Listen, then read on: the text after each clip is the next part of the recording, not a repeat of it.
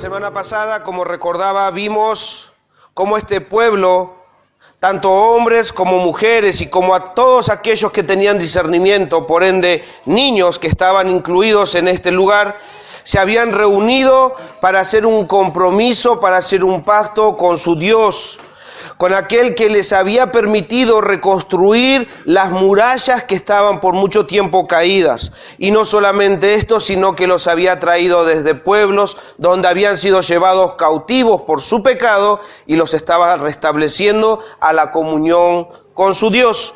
Entonces, ahí en el capítulo 10, versículo 9, podemos ver que este pueblo había sido reunido nuevamente con este deseo de seguir escudriñando su palabra, con ese deseo de poder llevar por obra todo lo que en ese tiempo estaban escuchando. Este pueblo había empezado a desear la palabra de Dios, este pueblo anhelaba estar en comunión con su Dios, y con todo lo que estaba sucediendo en ese momento, estaban tan animados que hicieron ese compromiso de andar en la ley de Jehová y cumplir todos sus mandamientos. Ahí dice en el versículo 29 del capítulo 10, dice: se reunieron con sus hermanos y sus principales para protestar y jurar que andarían en la ley de Dios que fue dada por Moisés, siervo de Dios, y que guardarían y cumplirían todos los mandamientos, decretos y estatutos de Jehová, nuestro Dios, nuestro Señor, Jehová, nuestro Señor. La semana pasada también aprendimos una palabra que les encargué a los niños que le contaran a su padre. ¿Recuerdan cuál es esa palabra? Imprecación, muy bien, un 10, ¿para quién era? ¿Quién? Muy bien, hizo la tarea. Este pueblo estaba imprecando, o sea, ¿qué es lo que estaba haciendo en este compromiso? Estaba diciéndole a Dios: nosotros nos comprometemos a obedecer tu ley, a obedecer tus mandamientos, tus estatutos, tus decretos, y si no lo hiciéramos, que caiga una maldición sobre nosotros. Esa era la forma de los compromisos que se hacían en ese entonces. Entonces este pueblo estaba tomando en serio este compromiso que estaba haciendo con su Dios, y como hemos titulado este fragmento del libro de Nehemías, era renovando el compromiso. El domingo pasado fue la primera parte, hoy tenemos la segunda parte. Renovando el compromiso, entonces, continúa, porque también habrá una segunda parte. Parece una película, ¿no? Primera parte, segunda parte. Pero para que podamos entender que esto es un hilo que va a desembocar en algo, ¿sí? Entonces es necesario poder tener este seguimiento para poder ver cómo es que este pueblo, el domingo pasado decíamos, este compromiso que están haciendo delante de Dios, con todo el ánimo, con toda la euforia, con todo el deseo que tenían, ellos se están comprometiendo ahí. Nuevamente leo que ellos se comprometieron. Dice: se juraron que andarían en la ley de Dios que fue dada por Moisés, siervo de Dios, y que guardarían y cumplirían todos los mandamientos, decretos y estatutos de Jehová nuestro Dios. Y yo hacía una pregunta: ¿esto será posible? El tiempo lo dirá. Entonces vamos a ir viendo cómo se va desarrollando la siguiente historia. Entonces el pueblo, una vez hecho este compromiso, Nehemías, escuchando y viendo que los que firmaban este compromiso estaban todos alrededor, Nehemías ahora empezaría a organizarlos y a distribuirlos a cada uno según sus familias, según sus oficios, según las habilidades y las responsabilidades que tenían este pueblo. En este pueblo vamos a poder ver en los siguientes relatos, y les voy a encargar que puedan leer también en sus casas todo el capítulo 11 y 12, porque no lo vamos a leer, vamos a ver algunos pasajes nada más en particular, pero deben en sus casas leer, porque ustedes van a encontrar que en ese despliegue de personajes que aparecen en el capítulo 11 y 12 van a encontrar levitas, sacerdotes, porteros, cantores, directores de coros, guardas, etcétera. Y debía distribuirlos también según la heredad, y también los haría habitar en los lugares que a cada uno les correspondía. Pero lo primero y más importante que Nehemías iba a hacer en este contexto que está pasando todo esto, es organizarlos para poder poblar Jerusalén. Recordemos que hasta ahora todo lo que está aconteciendo en este contexto de tantos domingos que venimos viendo, que se juntó el pueblo y pidió que se leyera el libro de la ley. Y se juntó el pueblo, o sea, cada vez que se juntaba iba pasando estos acontecimientos, pero la muralla había sido reconstruida y la gente venía de las aldeas que estaban alrededor de Jerusalén, pero Jerusalén todavía no había sido habitada. Entonces lo primero que va a hacer Nehemías es poder determinar poblar Jerusalén, porque como las murallas ya estaban levantadas, no había ninguna razón para que Jerusalén permaneciera deshabitada. O sea, sí habían habitantes, pero no eran suficientes como para poder llenar Jerusalén. Entonces, en este contexto vamos a ir al capítulo 11, versículo 1 y 2, y dice ahí, espero que haya servido la introducción. Ahora, ya poniéndonos en el momento del compromiso, en el momento de que ya Nehemías ve que firmaron este pacto, este compromiso con Dios, ahora él va a poder, como gobernador, va a empezar a distribuirlos y va a empezar a habitar primeramente Jerusalén. Habitaron, dice versículo 1, capítulo 11, habitaron los jefes del pueblo en Jerusalén. Y escuchen y estén atentos a estas palabras que siguen. Mas el resto del pueblo echó suertes para traer 1 de cada 10 para que morase en Jerusalén, ciudad santa.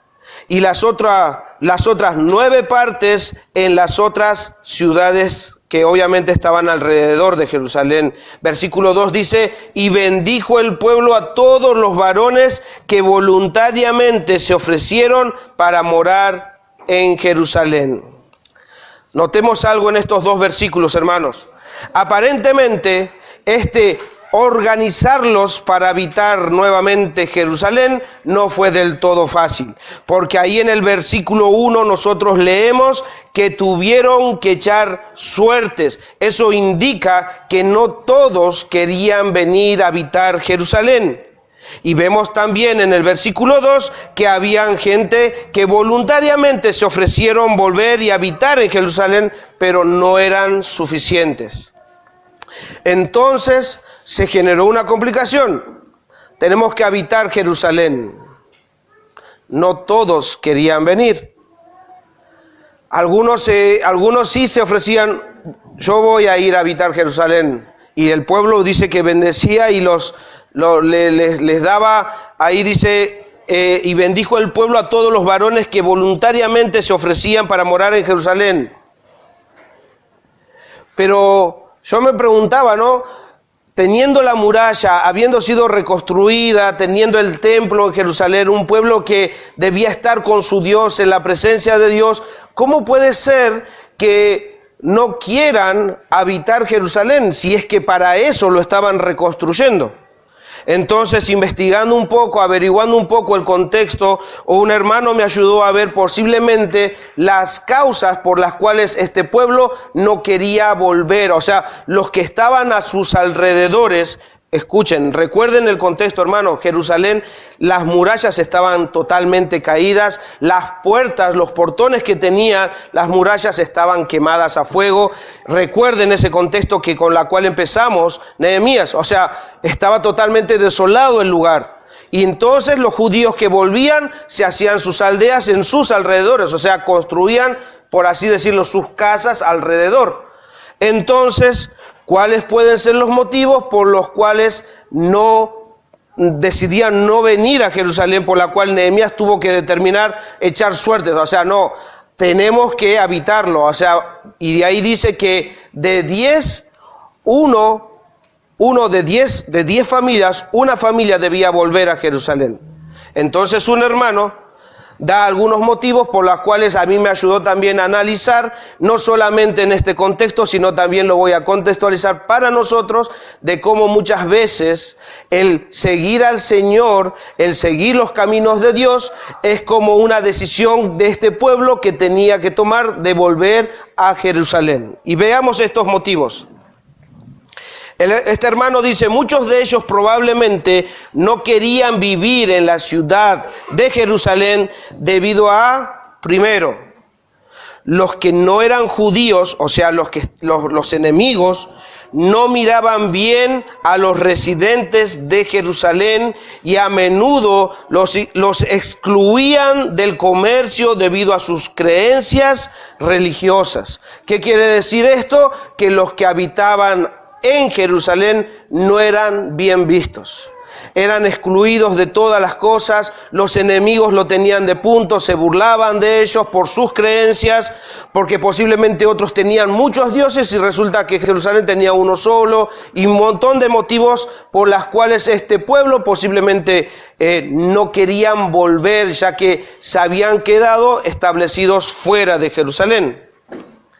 Y eso me llevaba a pensar un poco en nuestro contexto, ¿no?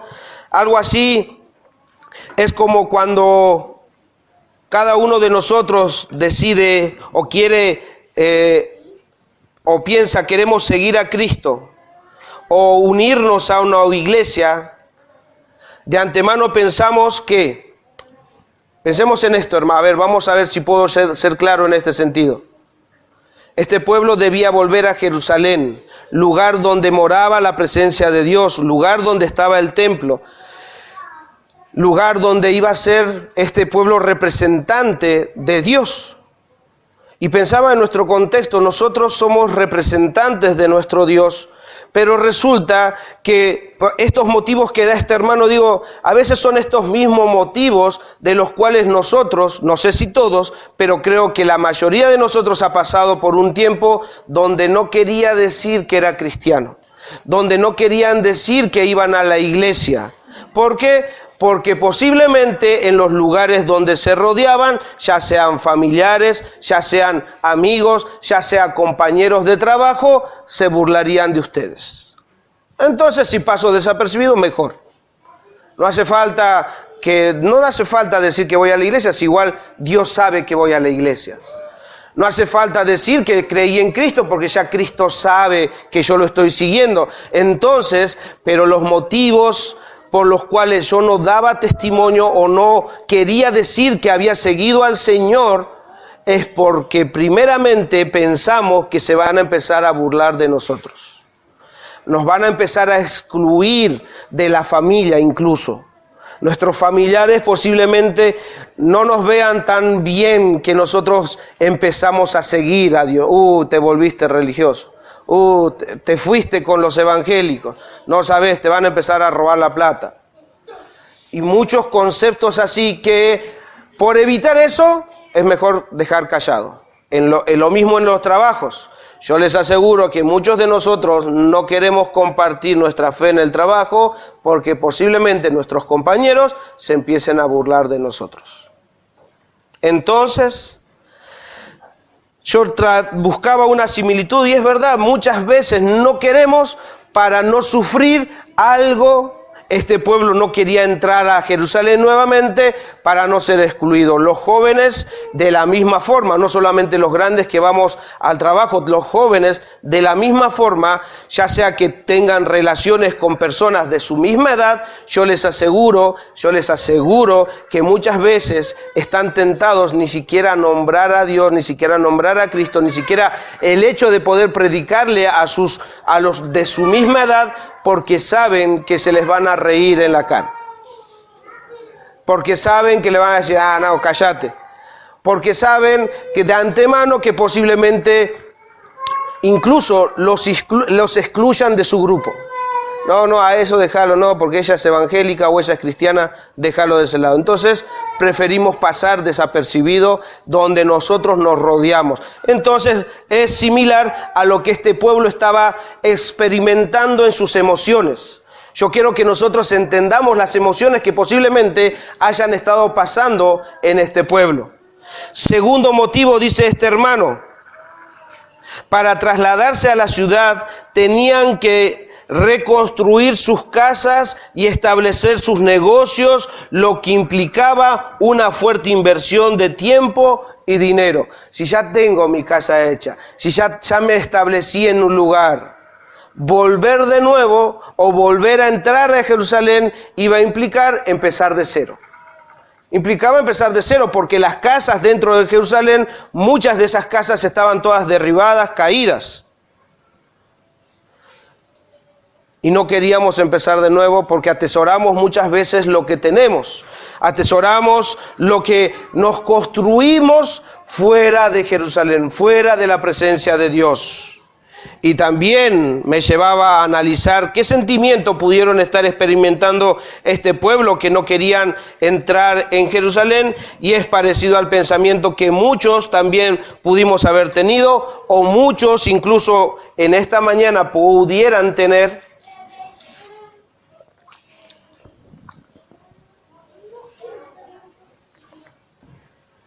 Pensando de esta forma: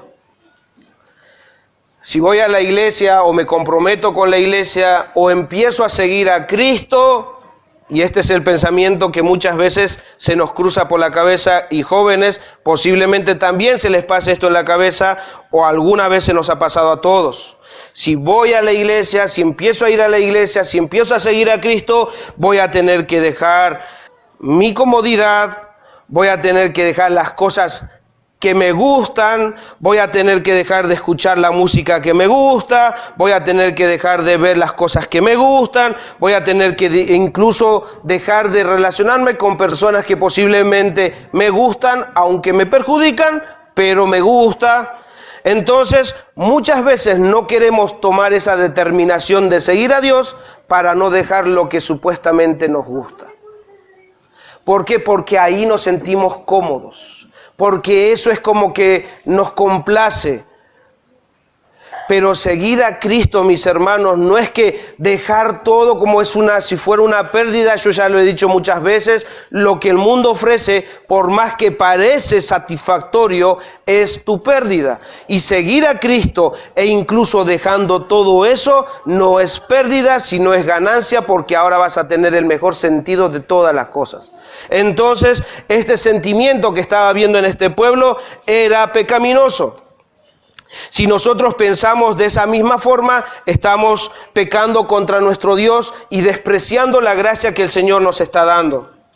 Entonces son pensamientos que debemos vencer, porque en serio, salir de nuestra comodidad, de todo aquello que nos construimos a nuestra forma, porque en serio cada uno de nosotros que ha venido a Cristo se ha construido su forma de creer, se ha construido su comodidad, ha construido su forma de seguir la vida, y ay no, pero no puedo empezar de nuevo si yo ya más o menos sé cómo es la vida. Mis hermanos, amigos, visitas, yo les aseguro que seguir a Cristo y dejar la comodidad que te generaste durante tu vida va a hacer que puedas ver la mano de Dios en tu vida. Va a hacer que puedas verlo. Escuchen este hombre Nehemías, ese hombre vivía en Susa. Él era copero del rey, él estaba cómodo ahí, estaba comodísimo ahí. Pero resulta que lo que Dios había puesto en su corazón era regresar a Jerusalén, un lugar totalmente deshabitado, un lugar totalmente en ruinas. Él podía haberse quedado en Jerusalén, tranquilo, e incluso orando por Jerusalén.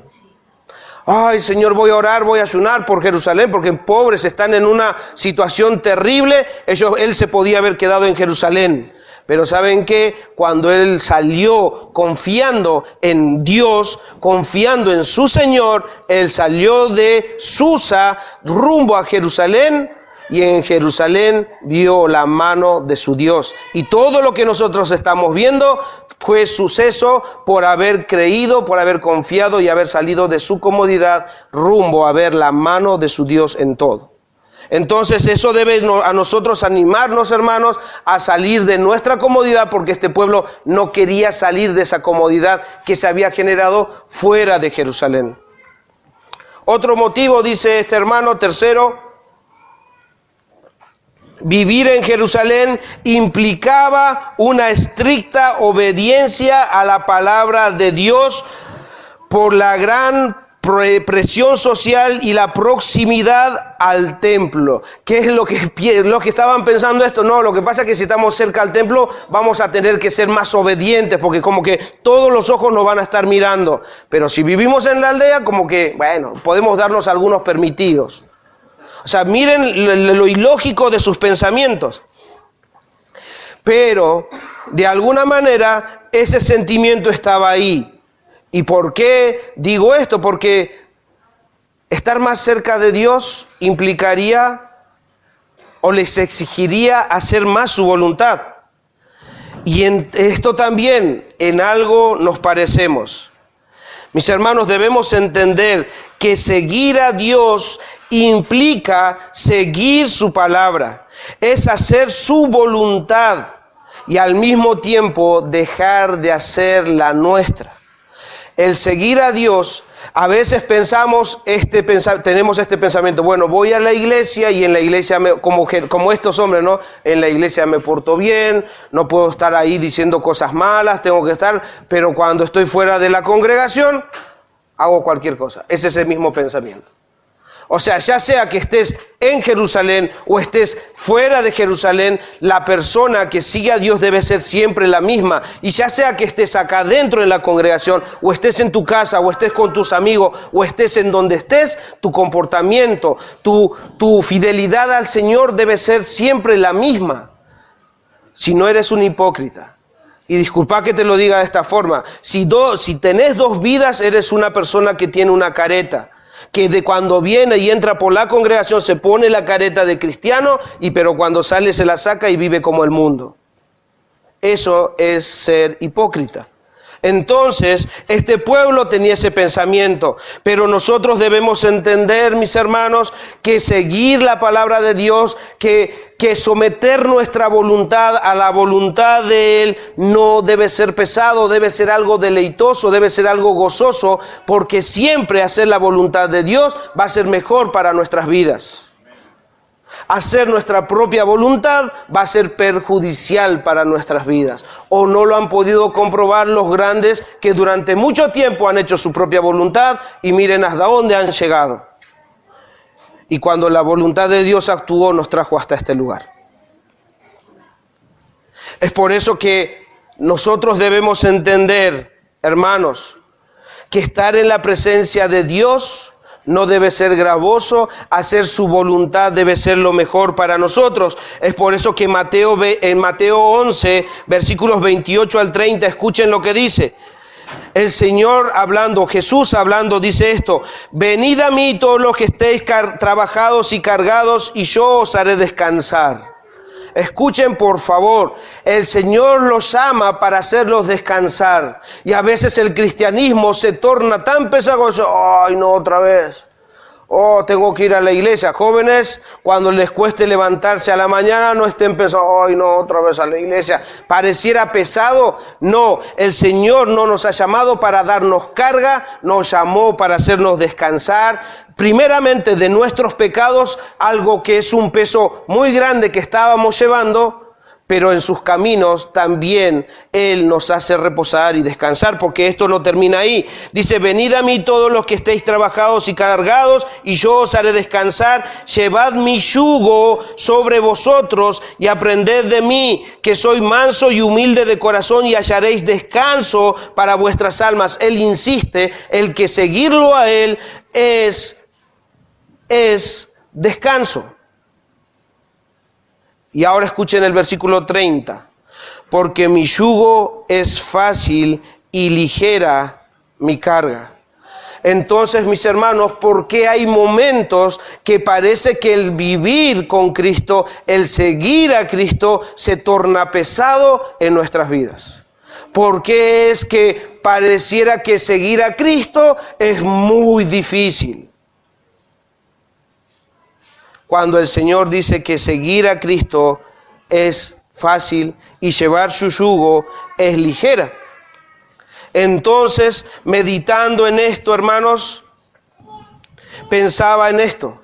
¿Por qué se torna tan difícil? ¿Por qué, hablando también con otros hermanos, pensaba en esto, ¿no? Nosotros pensamos decir, o los jóvenes posiblemente puedan ver y decir, el seguir a Cristo es muy difícil. El seguir a Cristo te demanda muchas cosas. No. Mis hermanos, el seguir a Cristo no es difícil, el seguir a Cristo es lo mejor que podemos hacer. ¿Y saben qué es lo que es difícil? Dejar de ser ustedes mismos.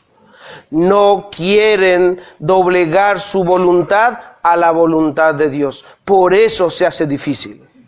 El Señor dice, venid a mí, todos los que estéis trabajados y cansados, que yo os haré descansar, pero a veces preferimos seguir trabajando nosotros.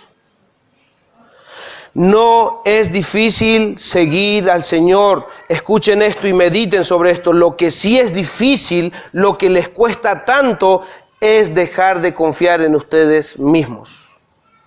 No queremos dejarle al Señor nuestra vida en sus manos. Estamos equivocadísimos, porque estar en sus manos es mejor.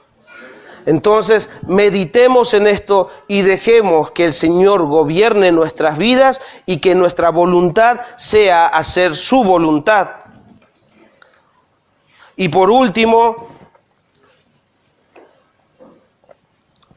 también el temor. Por último, podemos entender que los ojos de los enemigos, de esos enemigos que una y otra vez atemorizaban a este pueblo, estaban puestos ahí, en Jerusalén. Eso quiere decir que si yo venía a vivir a Jerusalén, iba a estar constantemente con las amenazas de afuera, entonces no iba a poder dormir tranquilo. Porque los enemigos una y otra vez querían atacar Jerusalén. Entonces tenían motivos de sobra como para decir, no vamos a poder ir a vivir a Jerusalén.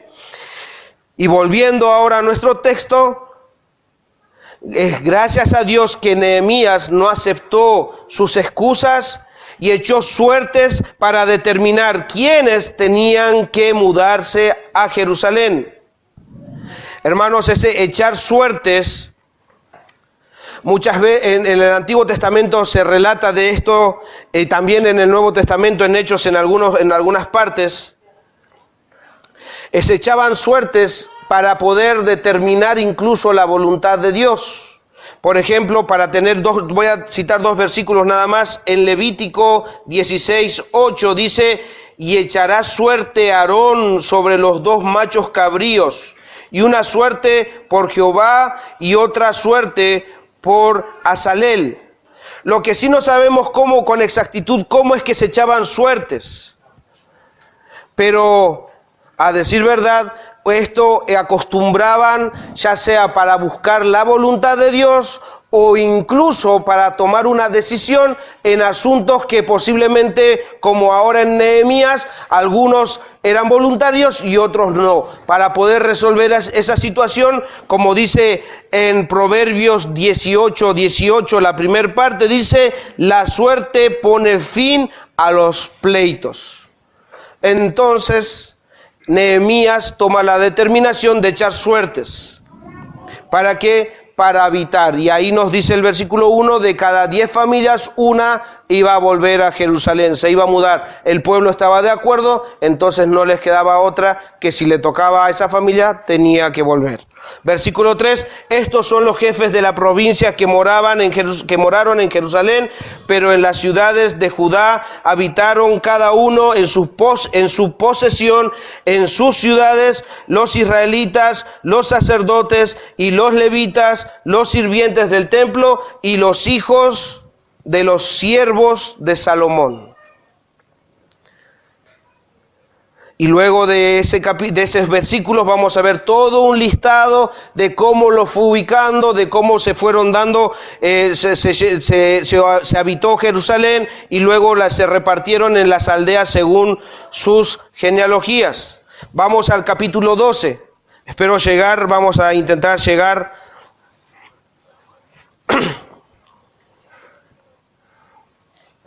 Capítulo 12. Empieza con una cronología de los sacerdotes y levitas que subieron a Jerusalén cuando terminó el tiempo que Dios había dispuesto para la disciplina del pueblo. Leamos y después les cuento un poquito para recordar. Versículo 1 del capítulo 12 dice así: estos son los sacerdotes y levitas que subieron con Zorobabel, hijo de Salatiel, y con Jesúa, Seraías, Jeremías, Esdras, etcétera, etcétera, etcétera. ¿Qué quiere decir esto? Que empieza a hacer un recuento de todos los que habían subido. Zorobabel era el encargado del primer contingente que había regresado del cautiverio muchos años antes del suceso de Nehemías. Entonces él empieza a hacer toda una cronología para poder hasta poder llegar a su momento. Él está tratando de mostrar esta cronología porque para el pueblo judío era muy importante, ya que establecía la sucesión de los levitas y la sucesión de los sacerdotes, y así también del sumo sacerdote. Y escuchen en el versículo 10 del capítulo 12, dice Jesúa, escuchen cómo va relatando todo ese relato del capítulo 12, esos primeros capítulos, vamos a encontrar una y otra vez esto.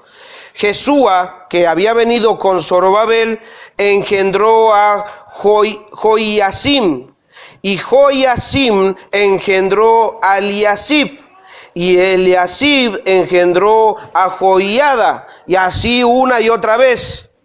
Esta enumeración, dice un hermano, fue tan grande y de gran importancia, no solo para establecer su pureza individual de descendencia, sino porque, escuchen esto, porque la cronología de los judíos desde ahora había de contarse no como antes, por los reinados de sus reyes, sino por la sucesión de los sumos sacerdotes, porque ya en este entonces ya dejó de tener rey Jerusalén y Judea y todo eso, ya no tenían rey. Entonces ahora sí iba a empezar a contar las genealogías por los sumos sacerdotes.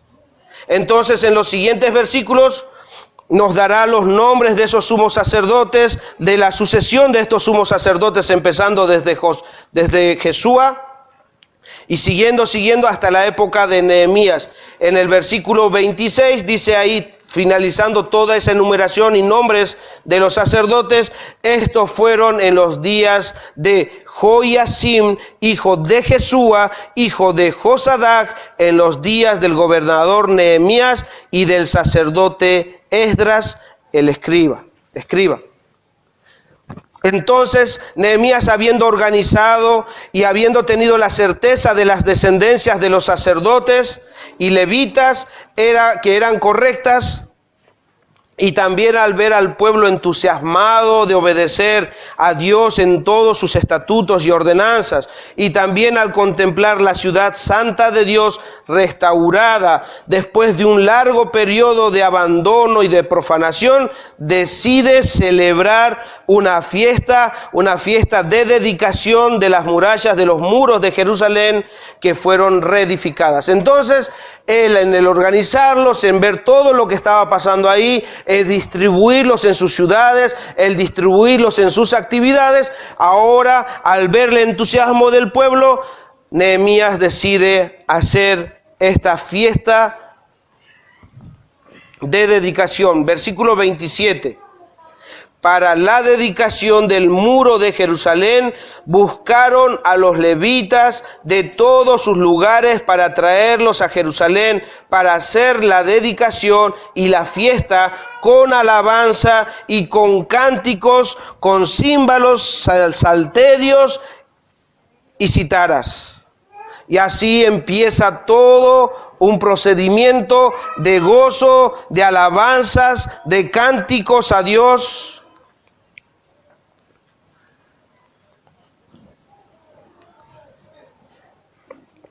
Y cuando lean en sus casas van a ver también de cómo Nehemías va a empezar a organizarlos según sus habilidades, según sus oficios que cada uno tenía, pero al fin y al cabo todo el pueblo estaba dispuesto en ese día también a servir conforme a lo que se habían comprometido, proveyendo incluso todo lo que se necesitaba para hacer esa fiesta de dedicación. Entonces este pueblo con gratitud empezó a celebrar ese día la fiesta de dedicación a Dios. Este pueblo Yo les estoy haciendo un resumen de lo que ustedes van a leer en el capítulo 12. Este pueblo empezó entonces a marchar en procesión alrededor de los muros de la ciudad. Unos va a ser guiado por Esdras, otro coro va a empezar a ser guiado por Nehemías, y todos juntos caminando en procesión, cantando y alabando a su Dios. Y deteniéndose en algunos sectores, imploraban la presencia, el favor y la bendición de Dios sobre esta ciudad santa. Eso es lo que ustedes se van a ir encontrando en el capítulo 12. Entonces, todas las clases, todo lo que Nehemías estaba ahí organizando, desplegaron su fidelidad a su Dios. ¿Eso es lo que se habían comprometido o no? No dijeron, vamos a hacer todo lo que el Señor nos manda, todo lo que Él nos dice, nosotros vamos a hacerlo. Entonces, avancemos al versículo 43. Aquel día ofrecieron muchos sacrificios, y todos nosotros, hombres, mujeres y niños, se dan cuenta que todo el tiempo está mostrando también que los niños estaban ahí prestando atención, que los niños estaban viendo todo lo que los grandes estaban haciendo para aprender de ellos. Niños, presten atención, por favor. Porque la Biblia dice que tanto niños, el capítulo anterior decía que todos los que tenían discernimiento, y yo les demostré que ustedes ya saben discernir, ¿no? ¿Se acuerdan? Bueno, entonces presten atención de cómo todo lo que estaba pasando, Dios incluye en su palabra a los grandes, a hombres, mujeres y niños. Aquel día se ofrecieron muchos sacrificios, y todos nosotros, hombres, mujeres y niños, estuvimos como estuvieron, tristes. ¿Cómo estuvieron? Dice que estuvimos muy contentos, pues Dios nos había llenado de alegría. El gozo que había en Jerusalén se oía desde muy lejos. Este pueblo estaba experimentando cómo Dios se había dado a conocer, cómo Dios estaba restaurando no solamente el lugar, sino la adoración, sino que estaba restaurando sus corazones y todo lo que implicaba que pudiera este pueblo estar gozoso, de gran alegría. Dios nos había llenado de alegría. Dios los había llenado de alegría. 44. En aquel tiempo nombramos a los encargados de las bodegas en donde se guardaban las provisiones para el templo de Dios, es decir, las ofrendas, los primeros frutos y los diezmos eran las porciones que llegaban de los campos de cada ciudad, y que, escuchen ahora, y que según la ley les correspondía a los sacerdotes y sus ayudantes. Los de Judá estaban satisfechos con la tarea que hacían los sacerdotes y sus ayudantes. 45. Ellos, junto a los cantores y los vigilantes de las entradas, celebraban el culto a Dios y la ceremonia de la purificación, siguiendo las instrucciones que había dado David a su hijo Salomón. O sea que este pueblo de alguna manera estaba siguiendo la ley, las instrucciones que se habían comprometido a hacer. 46. Antiguamente, en los tiempos de David y Asaf, había un director de coro. Entonces se cantaban himnos para alabar y dar gracias a Dios. En los tiempos de Zorobabel y de Nehemías, todos los israelitas daban ofrendas para los cantores y los vigilantes de las entradas. También daban ofrendas para los ayudantes de los sacerdotes, y estos apartaban lo que les correspondía a los sacerdotes descendientes de Aarón. Cuando antes todo el templo, todo lo que generaba gasto había sido abandonado, ellos en el capítulo anterior se habían comprometido de dar todo lo que el pueblo necesitaba, todo lo que los sacerdotes necesitaran, todo lo que los levitas necesitaran para llevar adelante la adoración a su Dios, y resulta que ahora lo están haciendo. Están haciendo todo lo que ellos habían prometido hacer. Entonces podemos ver ese compromiso, esta continuación del compromiso que hicieron, como en el versículo anterior, como dice ahí en los versículos, según la ley y siguiendo las instrucciones. O sea que están haciendo lo que prometieron. ¿Continuarán así? ¿Continuarán haciendo todo esto todo el tiempo que les restaba? El tiempo lo dirá. Vamos a ver en la próxima semana si continúan con este fervor, si continúan con este amor por Dios, si continúan con esta emoción de seguir obedeciendo la ley de nuestro Dios. El próximo domingo continuaremos con esto y veremos cómo es que este pueblo sigue. Algunas palabras de aplicación para ir terminando. Reflexionemos en esto para poder nosotros ver cómo esto debe influir en nuestras vidas. La dedicación o consagración fue hecha por gratitud.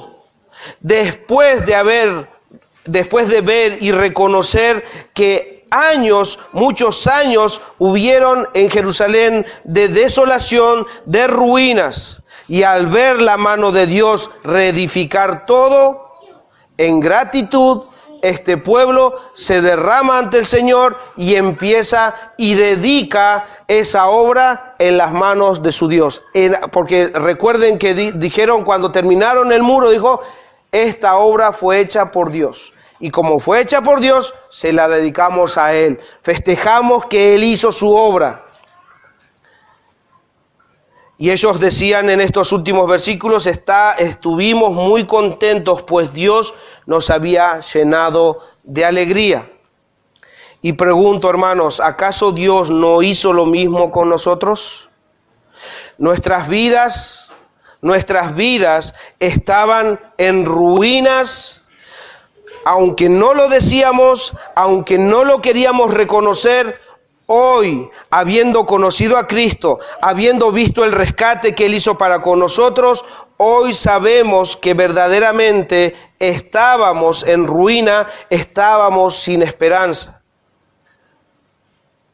Y cuando meditaba en esto, me venía a la mente esta alabanza que hemos cantado también acá, que dice así: sin esperanza me encontraba yo, muerto y perdido en mi transgresión, hijo de ira, enemigo de Dios. Nosotros nos encontrábamos en la misma condición que este pueblo, que este Jerusalén destruido. Nuestras vidas estaban sin esperanza, sin ruinas, sin rumbo. Bueno, pero esa es una canción. Romanos 3:16 y 17 dice así: quebranto y desventura hay en sus caminos. ¿Qué quiere decir esto en otra traducción? Destrucción y miseria hay en sus caminos. Y no conocieron el camino de paz. O sea, que nuestros caminos era de ruinas, era de quebranto, era de miseria. Ese es el camino de aquel que no ha creído en Cristo y nosotros estábamos en ese lugar. Pero también esta canción incluye estas palabras: mas Dios muestra su amor para mí en que envió a su Hijo a morir en la cruz, su sangre limpió mi maldad. Mas Dios, a pesar de nosotros encontrarnos en esta situación, Dios mostró su amor para con nosotros, enviando a su Hijo a morir en nuestro lugar. Nuestro Señor en la cruz tomó nuestro lugar. Y hermanos, si eso no es motivo suficiente o gran motivo de gozo, no sé qué es lo que están esperando. Si están esperando otra cosa para que sus corazones sean movidos a gratitud, les digo en serio, están esperando algo que nunca va a llegar, porque lo que Dios nos pudo haber dado en gran magnitud es a su Hijo morir en nuestro lugar. Entonces nuestro Dios nos está dando motivo suficiente para que nuestro corazón esté lleno de gratitud, de alabanza por nuestro Dios, porque nosotros, como decía Marco al principio, no teníamos con qué pagarle, ahora no tenemos tampoco con qué pagar ese rescate que el Señor hizo. En serio, alguien pudiera decir a Cristo, bueno, gracias por morir en mí y te doy, ¿cuánto me salió esto? No hay un precio que nosotros podamos pagar por esa obra que Cristo hizo en esa cruz. No tenemos forma de pagar. Entonces, ¿cómo podríamos nosotros mostrarle nuestra gratitud? Este pueblo estaba agradecido por la obra que Dios estaba haciendo en este lugar, pero también tuvo motivo para mostrarle su gratitud, dando que en dedicación la obra que Él había hecho. Mis hermanos, si la obra la hizo Dios en ustedes, este cuerpo, esta vida que tienen ustedes, ya no es suya, es la obra que Dios ha hecho en su vida. Entonces, dedíquenle, consagren su vida al Señor, denle lo que Él ha hecho en la cruz del Calvario. Dediquen su vida al Señor. Pero no por un día, no los domingos o los sábados, sino dediquemos nuestra vida, consagremos nuestra vida a nuestro Señor.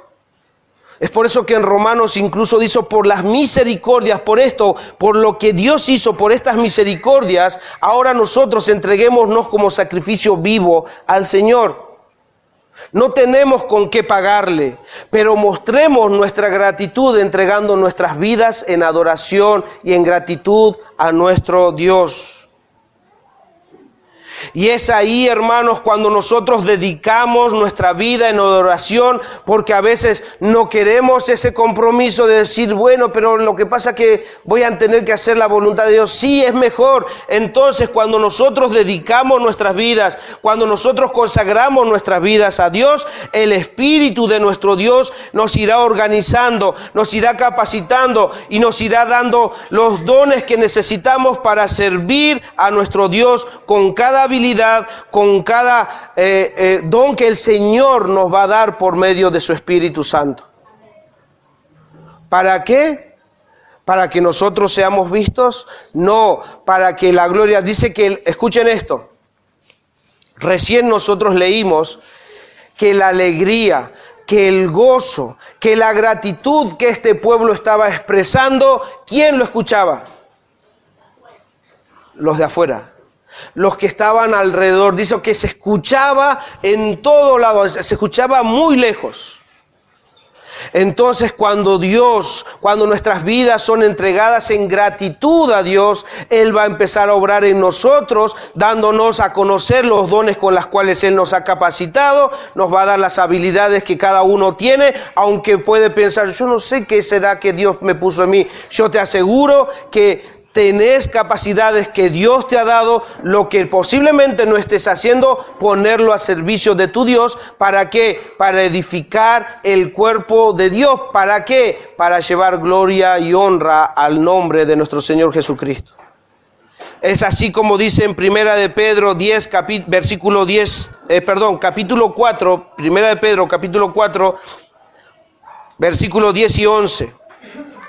Dice así: cada uno según el don que ha recibido, algo que Dios nos ha dado, quiere decir, ministrelo, úselo a los otros, ministrelo a los otros, como buenos administradores de la multiforme gracia de Dios. Si alguno habla, hable conforme a las palabras de Dios. Si alguno ministra, ministre conforme al poder que Dios da, para que en todo sea Dios glorificado por Jesucristo, a quien pertenece la gloria y el imperio por los siglos de los siglos. Amén. No lo hagan para que sean vistos, hagan para que Dios sea visto por medio de ustedes. Porque no dice ahí no hagan nada, no, ministre. El que habla, que hable. El que ministra, que ministre. El que sabe hacer algo, que lo haga. Pero ¿para qué? Para que la gloria sea dada a Dios, porque Él es el único merecedor de la gloria y la alabanza en todos los tiempos. Entonces, hermanos, nuestra vida tiene que estar dedicada a nuestro Señor, pensando y meditando en su palabra, para que todo lo que hagamos, lo hagamos para la gloria de nuestro Dios. ¿Y qué pasa con los incrédulos? ¿Qué pasa con aquellos que todavía no han creído en Cristo? Y creo que ya lo dije antes al recordar nuestra condición, al decir que sin Cristo nosotros estábamos sin rumbo, estábamos perdidos y sin esperanza. Pero si no prestaste atención, mi amigo, ya sea que seas joven, o ya sea que seas grande, o que seas niño, ya sea que seas varón o que seas mujer, déjame decírtelo de nuevo por si no prestaste atención.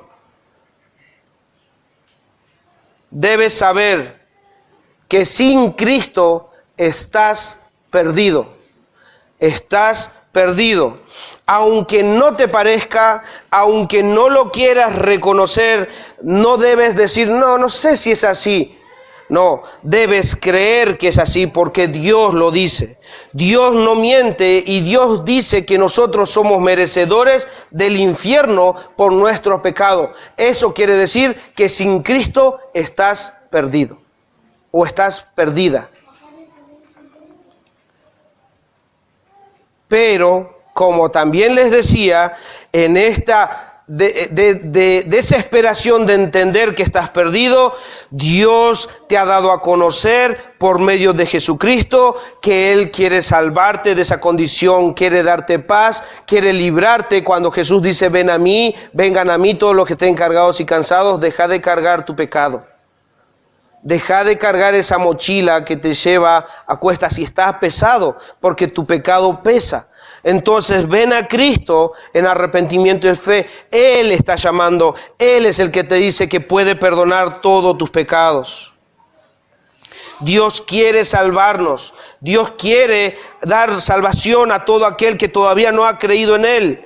Pero a Dios le agradó salvar por la locura de la predicación. ¿Qué quiere decir esto?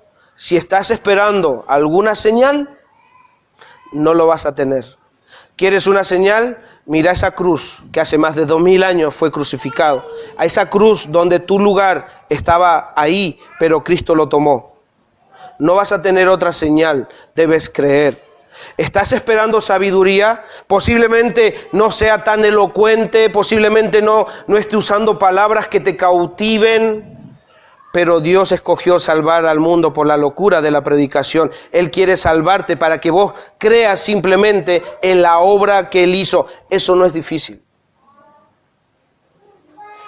Eso no es difícil. Creer que Jesucristo tomó tu lugar por tus pecados, fue muerto en una cruz, eso no es difícil. Eso debes creerlo. Debes creer que es así. No esperes una señal, no esperes sabiduría, porque para nosotros entendemos que la cruz fue la sabiduría de Dios, el poder de Dios expresada para que puedas ser salvado. Entonces, lo único que te pido es que puedas creer en Él y venir a Él en arrepentimiento y fe. Y la Biblia dice que aquel que viene a Cristo tiene vida y vida eterna, y también que no va a ser rechazado. No vas a ser rechazado. Él lo prometió. Ven a Cristo en arrepentimiento y fe. Y para terminar, mis hermanos, nosotros debemos entender que si Dios ha designado salvar al mundo por la locura de la predicación, eso nos está dando un indicativo. Nos está diciendo, no inventen otro tipo de evangelio, no inventen formas de predicar. Ustedes abran su boca y prediquen a Cristo crucificado. Ahí vamos a encontrar que nosotros, como nosotros fuimos pecadores y hemos sido salvados por Él, por medio de ese evangelio predicado, seguirán salvándose más personas. Pero no debemos dejar de predicar. Debemos predicar a Cristo. Aunque de antemano, aquellos que los van a escuchar, ¿saben por qué a veces no predicamos? Porque para esa gente posiblemente sea una locura.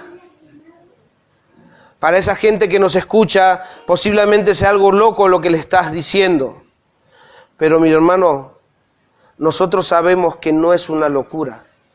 Es el poder de Dios, la sabiduría de Dios, el poder de Dios para salvarlos. Y nosotros lo tenemos. Entonces no podemos pensar igual que ellos. Si yo pienso que el Evangelio es locura, como ellos lo piensan, no estoy viendo el Evangelio como lo tengo que ver. El Evangelio es poder de Dios para todo aquel que cree.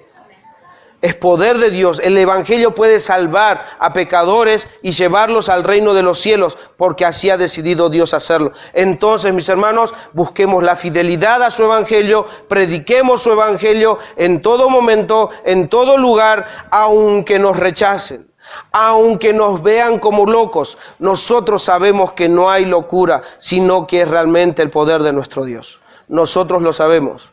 Entonces hagámoslo con la convicción que Pablo tenía y decía: no me avergüenzo del Evangelio, porque es poder de Dios. Poder de Dios. Que nuestros corazones, hermanos, sean guiadas a esa adoración, a esa gratitud a nuestro Dios, y cuando prediquemos el Evangelio, cuando le compartamos del Evangelio a nuestro compañero, a nuestro amigo, a nuestro vecino, a nuestro familiar, sea para decirles: es solamente por la gratitud de Dios, hacia nuestro Dios, por lo que Él hizo por nosotros.